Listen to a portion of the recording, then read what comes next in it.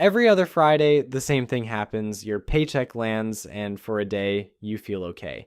Then rent clears, the car payment clears, the card minimum clears, and by Tuesday, you're refreshing your balance, wondering where it all went. Meanwhile, somebody who makes about what you make is quietly turning that same paycheck into a small fortune. And you cannot, for the life of you, figure out how. Here's the part that's going to annoy you. They're not doing anything you couldn't start by next week. The bar to get ahead of almost everyone in this country is sitting on the floor. It comes down to 6 boring decisions, and there's one specific number, smaller than a used car, that the day you hit it quietly puts you ahead of half the people around you.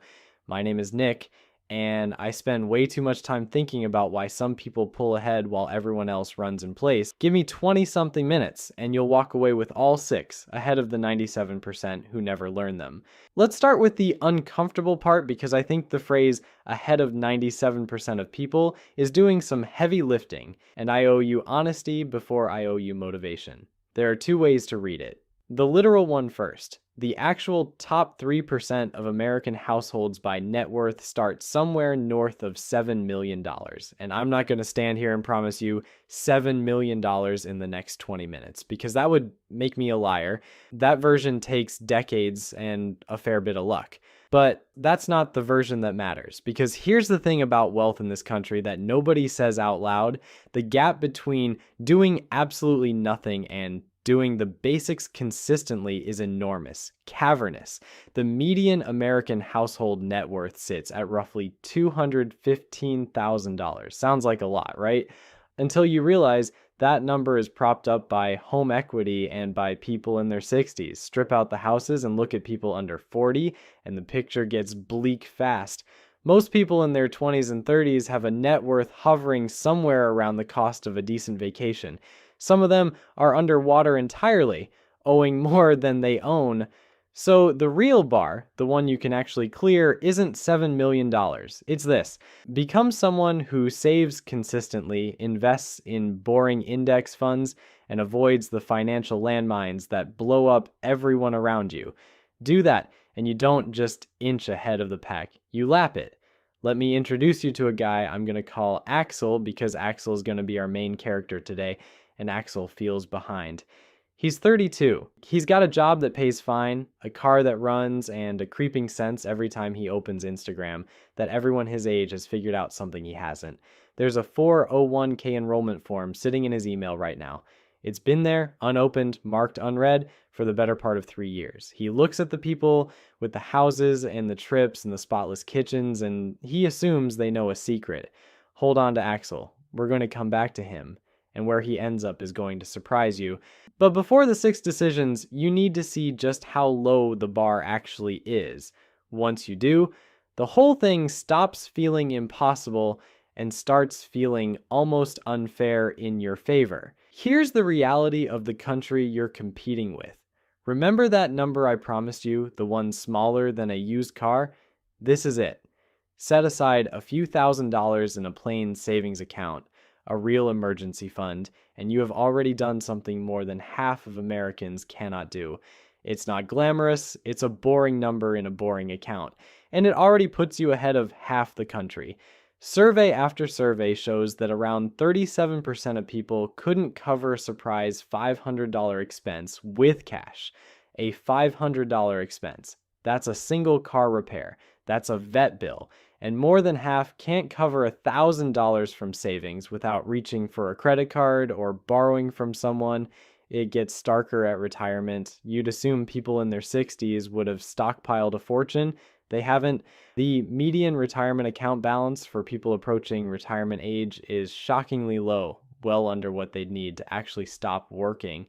A huge chunk of the country is going to reach 65 with almost nothing but Social Security and a prayer. And it's not because the country is broke on income. It's because of what people do with the income they have. The average American carries a credit card balance, finances a car payment now averaging well over $700 a month, often stretched across 6 or 7 years, and treats their checking account like a finish line instead of a starting line. Money comes in, money goes right back out, and nothing gets left behind to grow. That's not a wealth problem. It's a leak problem, and leaks, unlike incomes, you can actually fix. And I want to be really clear about something because there's one rule I won't break in this video. I'm not telling you any of this so you can feel superior to these people, and neither should you. These aren't dumb people. They're teachers and nurses and warehouse workers who were never taught any of this. Nobody sat them down at 22 and explained compound interest. The school system taught them the mitochondria is the powerhouse of the cell, and then released them into a world engineered to separate them from their money. Nobody ever handed them a map. So, if any of this has been you, it was never a character flaw. Hold on to that because we are coming back to it. So if the bar's on the floor, why does getting ahead feel so impossible? Why is everyone, including people who make great money, still struggling? Here's the trap, and it's the most important thing I'll tell you all day. Income is not wealth. Let me say that again because it's the single most misunderstood idea in personal finance. Income is not wealth. I want you to meet a second character. We'll call him Julian. Julian makes way more than Axel, like double. So Julian has the truck, the boat, the watch, the house with the kitchen island the size of a twin bed. If you saw Julian at a barbecue, you'd assume Julian had won the game. But Julian is, in the most technical financial sense, broke. Every dollar Julian earns has a job to do before it even lands in his account. The truck payment, the boat payment, the mortgage on the house he bought to look successful, the lifestyle that expands to swallow every raise he's ever gotten. Julian is one missed paycheck away from the whole thing folding like a card table. Julian doesn't own his stuff owns him. This is what economists politely call lifestyle inflation, the quiet killer of wealth in this country. You get a raise and instead of investing the difference, you upgrade. Bigger apartment, nicer car, fancier groceries, and 6 months later, you feel exactly as broke as you did before, just with more expensive problems. You didn't escape the rat race. You just bought the rat a nicer wheel.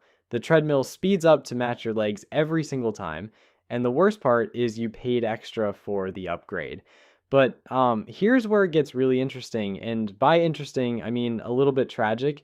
Even the people who do invest, who do try to build wealth, find a brand new way to sabotage themselves, and the data on this is brutal. A research firm has tracked investor behavior for decades and found the average investor consistently earns several percentage points less than the very funds they're invested in. Read that again. They own the fund goes up, and somehow they personally make less than the fund made. How? Well, because they panic. The market dips, they sell. The market's been hot for a while, they pile in at the top. They buy high and sell low over and over because they let their stomach do the trading. And your stomach is the single worst financial advisor on the planet.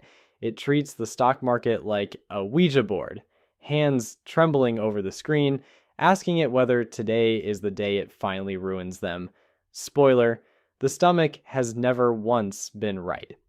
There's a famous study of stock traders that found the most active ones, constantly buying and selling, trying to be clever, badly underperformed the people who just sat still and did nothing.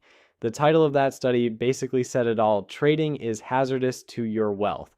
And then there's the data on the professionals, the highly paid fund managers in suits whose entire job is to beat the market.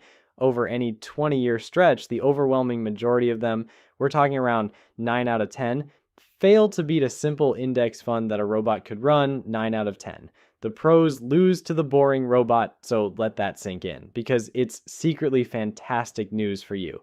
The enemy isn't the market. The enemy isn't your lack of a finance degree. The enemy is behavior, and behavior, unlike the market, is the one thing you actually control, which brings us finally to the 6 decisions. Let's build you a Jane, because that's the other character I've been holding back. Jane works the same job as Axel, same paycheck, same Tuesday. She's not smarter than him, and she's not more disciplined. The only real difference is that one boring Sunday afternoon, coffee going cold next to her laptop, she clicked through the same forms Axel has been avoiding for 3 years and then basically never thought about her money again. That single afternoon is going to be worth more than every raise either of them ever gets. 10 years from now, the gap between them is going to look like they were never in the same income bracket at all. Decision number one, and the foundation of everything: your savings rate is the entire game when you're starting out. Not your salary, not your investment returns. How much of what you earn you actually keep. Here's why this matters more than people think. When you're young and your account is small, the amount you contribute completely dwarfs whatever the market does. If you've got $1,000 invested and the market has an incredible year, up 10%, you made $100. But if you save an extra $200 a month, that's $2,400 a year. You just out-earn the market by doing literally nothing but not spending. Early on, your savings rate is your superpower.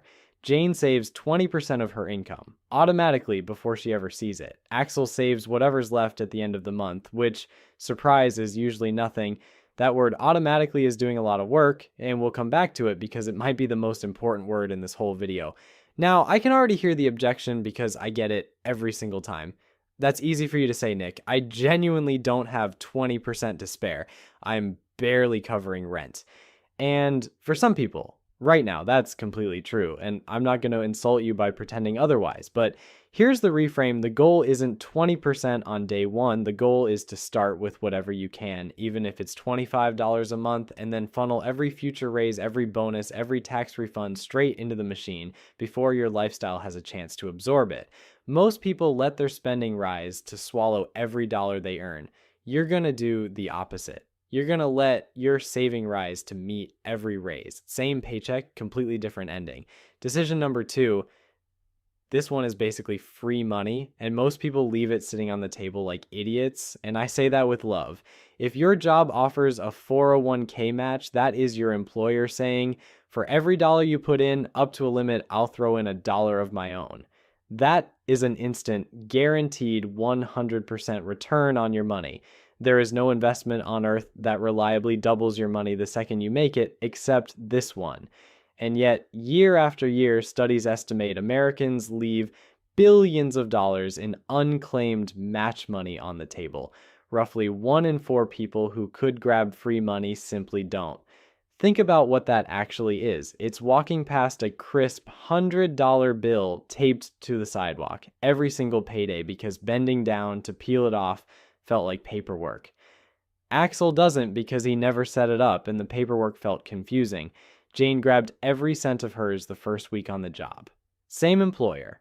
One of them is getting a raise, the other one is refusing. Decision number 3.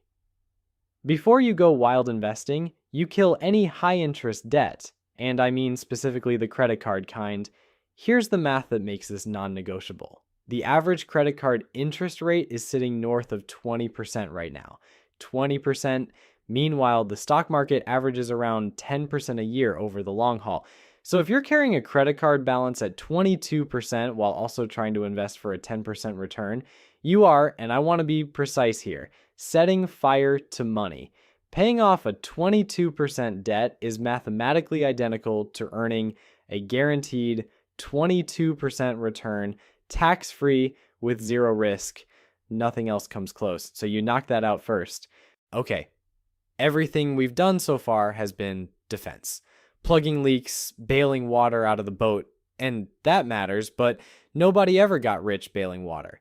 Here's where it turns, where the numbers stop playing defense and start playing offense, because now we bolt an engine onto this thing and point it at open water. Decisions 4, 5, and 6 all live in the same house, the order of operations for actually building wealth. Think of it as a priority list. Your money flows down.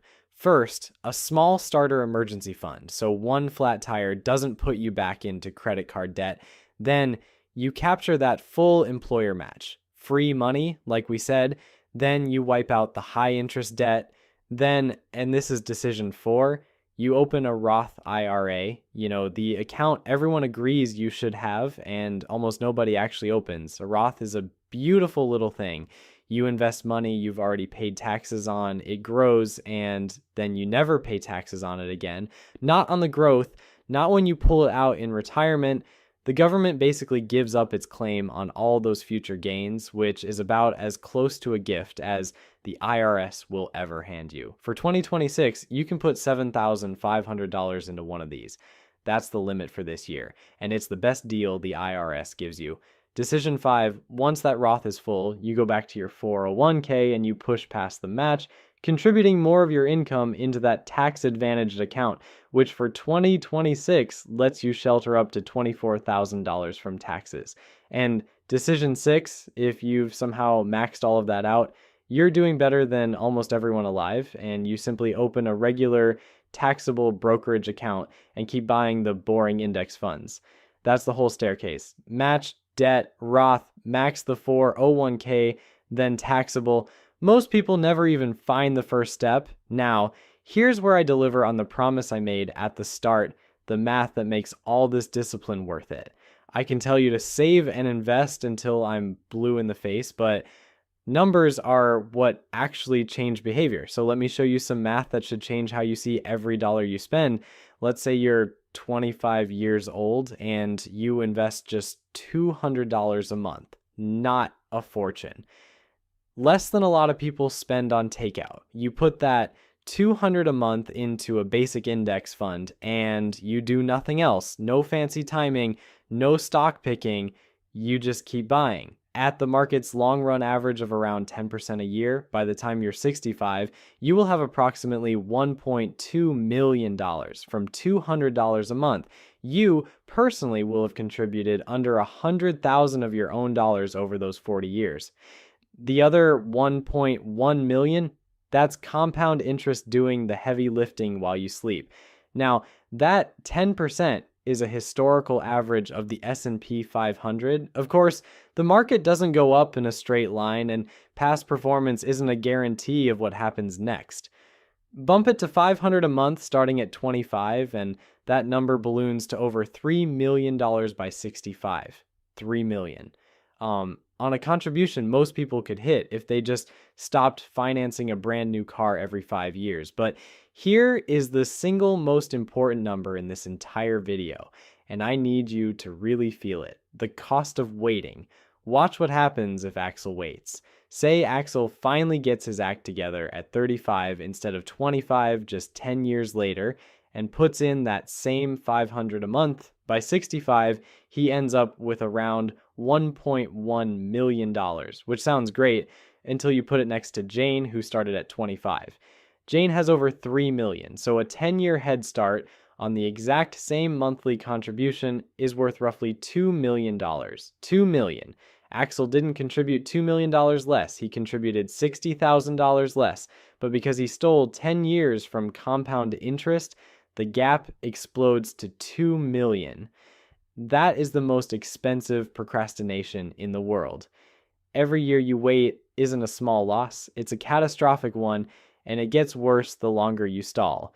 And I know start now sounds like the most generic advice on the planet, the kind of thing printed on a motivational mug, but run the numbers and it stops being a platitude. Each year you delay in your 20s isn't worth 1 year of contributions later, it's worth 3 to 5 years of them. Because the dollars you invest youngest compound the longest, which makes them worth wildly more than the dollars you invest at 50. Your earliest dollars are your most powerful dollars. You will never again get to invest a dollar as valuable as the one you can invest this week. And one quick thing while we're in the engine room, because it's a hidden leak that drains fortunes. The fund you buy matters, specifically its fee. If you buy a cheap index fund, you might pay 0.03% in fees. If you buy some actively managed fund your bank pushes on you, you might pay a full 1% or more. Sounds tiny, right? 1%. Over 30 years on a growing balance, that 1% fee can quietly eat north of $200,000 out of your final number.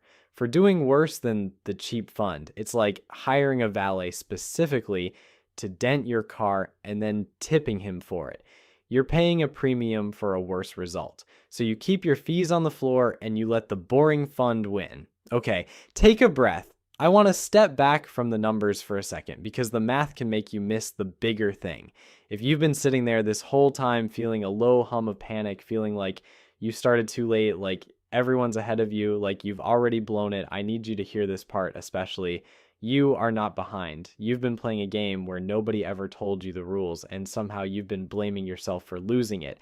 That's not a personal failing. That's a setup. And here's the proof that the bar is genuinely reachable, not just in theory. There's a massive study of over 10,000 actual American millionaires, and the findings demolish basically everything pop culture tells you about who gets rich. The overwhelming majority of them, around 8 in 10, did not inherit their money. They built it. Their top professions weren't celebrities or tech founders. They were engineers, accountants, and teachers, like people on ordinary salaries. And the number one way they got there, boring, consistent investing in their workplace retirement account over a long period of time. That's it. They didn't time the market. They didn't find a secret. They just made the boring decisions early and let time do the rest. That's the whole thing. The ladder out of the 97% isn't hidden. It's just boring, and boring doesn't trend on social media. Nobody's making a viral video about quietly maxing a Roth IRA for 30 years, but that quiet, unglamorous discipline is the actual cheat code, and now you have it. And let me tell you what that cheat code actually buys you, because it isn't a yacht. It's quieter than that, and honestly, it's better. It's opening your banking app without your stomach dropping. It's your car making a horrible noise and you thinking annoying instead of catastrophe. It's saying yes to the trip, the wedding, the slightly too expensive dinner with friends without a spreadsheet running in the back of your head the whole time. It's looking at a job you've outgrown and knowing you could walk away if you had to, because you've built a cushion that gives you the one thing money is actually for: options. That's what being ahead of 97% really feels like. Not a flashy life, a calm one. And it is so much more within reach than the people selling you stuff want you to believe. And look, if any of this lit something up in you, if you're the kind of person who wants to actually do this instead of just watch a video about it and forget by dinner, that's exactly why I built a school community for people doing this together. It's the spot where folks trade what's working, ask the dumb questions without feeling judged, and keep each other from sliding back into Axel mode. The link's down below if you want in. No pressure, no pitch. Just a room full of people climbing the same boring, beautiful ladder. I'd love to have you. So let's finally check back in on Axel and Jane, because I promised you their ending, and the contrast is the whole point. Same job, same paycheck, same Tuesday, all those years ago. Like, I was 10 years later, here's the scoreboard. Jane set everything up on autopilot in her first month and basically never thought about it again. Her savings came out automatically, her match got captured automatically, her index funds got bought automatically. She wasn't more disciplined than Axel day to day. She was just smart enough to remove herself from the equation. She made the decision once, and then automation made it for her every month after. That's the secret weapon of every quiet millionaire. They make the choice a single time, and then they take their own willpower out of the picture entirely.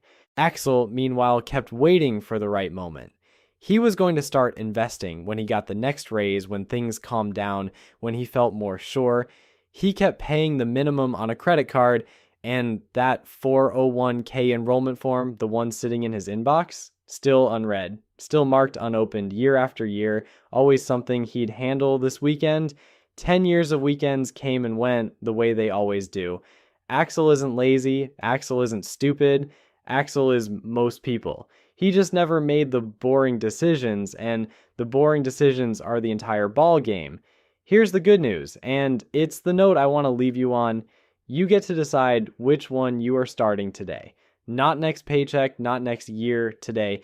Because we just did the math on what waiting costs, and it is savage. You don't need a higher salary. You don't need to understand the bond market or read a single earnings report. You automate a small amount into a cheap index fund, grab your free match, kill your high interest debt, and then have the almost superhuman patience to do nothing while compound interest quietly makes you wealthy. That's it. That's the thing 97% of people never do. Not because they can't, but because Nobody ever handed them the map. Well, now you've got it, so pick one decision off this list, the easiest one, and do it before you go to bed tonight. Future you, the one with options instead of obligations, is going to look back at this exact moment as the day the math finally started working for you instead of against you. And if you want company on the climb, you know where to find me. I'll see you there.